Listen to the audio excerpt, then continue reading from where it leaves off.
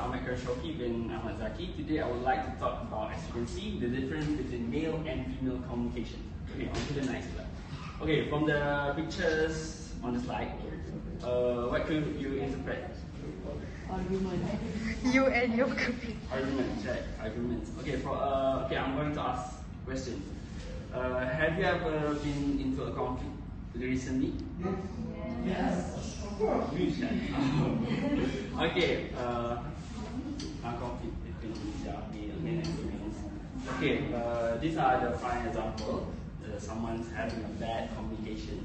As you can see, communication is something that's what we call that not strange in our daily life because we communicate in our daily routine. But sometimes we use many types of communication. We try to communicate with people, but sometimes misunderstanding could happen between both parties, right? That's why it could lead to conflicts like that. So today we are going to talk about something that we're going to make what we call that by knowing the differences between male and female communication.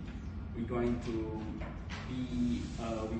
have that what we call that more precise in how to deal with the problems. Yeah. Okay, on to the next slide. Okay, men and women have two different types of most commonly communication. Men are more prone to have a report type of communication, while women are prone to have a rapport type of communication. As you can see, in terms of a report type of communication, which is for men, they usually driven by the exchange of factual information to solve a given problem. That means when somebody shares a problem, when somebody tries to communicate with them, they always try to be straightforward. So they tend to dominate the conversation and speak for longer periods of time. So that's why sometimes with the women, they like to rapport type of communication, which is it aimed at building relationships and problem solving with the aid of those relationships. Means that there are more listening than report. Where the report for men, they like to people listen to them. But women, they try to more understanding, right? So these are the two types of communication. But either way, it goes both ways. Okay. And then the second one is the non-verbal signals are also important contributors to communication, because sometimes body language tells a lot, right? When you have a conflict with, it's like when a male and female have a conflict with each other, sometimes the woman tends to like, talking right, I don't like that. So they're crossing their legs, and if the conflict is inside the car, they tend to look at the window and not talking, and like the driver, hey, she doesn't look right. So women, like I said, women tend to condense their bodies into as compact as a space as possible, and men tend to expand more than women into physical space and normally resume a more relaxed body posture. Like they try to act like a man, but no, like that lah. So as for the conclusion,